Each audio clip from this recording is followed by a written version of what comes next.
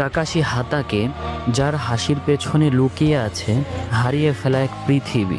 সবাই তার মুখ দেখার কৌতূহল নিয়ে মেতে থাকতো, কিন্তু কেউ কখনো জানতে চায়নি কেন সে মুখ ঢেকে রাখে। তার মুখোশের পিছনে লুকোনো ছিল শুধু একটা মুখ নয়, লুকোনো ছিল অসহ্য এক যন্ত্রণা। এই গল্পটা শুরু হয় এক বেদনাদায়ক মিশন দিয়ে। কাকাশির বাবা ছিলেন এক মহান সিনোবি, যার নামেই ছিল ভয়, সম্মান আর দায়িত্ব।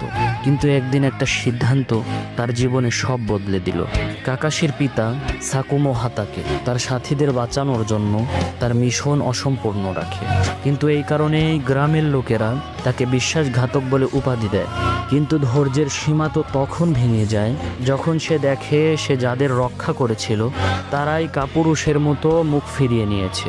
তখন সে এই অসহ্যকর যন্ত্রণা সহ্য করতে না পেরে নিজেকে শেষ করে ফেলার সিদ্ধান্ত নেয়।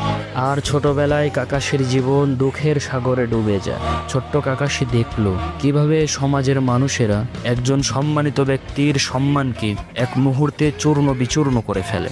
সে শিখেছিল বাঁচতে হলে অনুভূতিগুলোকে মেরে ফেলতে হয়, এবং সে সেই দিন নিজেকেই ভেতর থেকে মেরে ফেলে। বন্ধু অবিটো তাকে শিখিয়ে গিয়েছিল বন্ধুদের ফেলে যাওয়া সিনোবি নয়, সে একজন নিকৃষ্ট ব্যক্তি। আর সেই কথা বুকে নিয়েই সে বাঁচে প্রতিদিন। শুধু এই ব্যথাতেই সীমাবদ্ধ ছিল না তার জীবন, তার ভালোবাসার মানুষ তারই হাতে নিহত হয়।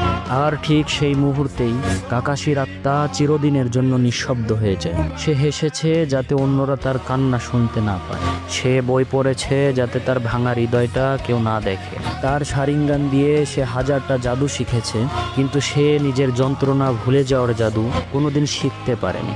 সবাই তাকে বলেছে কপি নিনজা, কিন্তু সে তো ছিল হাজারটা স্মৃতি বয়ে বেড়ানো একটা ছায়া। তার মুখোশের পিছনে কোনো মুখ নেই, শুধু আছে হারিয়ে ফেলা স্মৃতির কবর।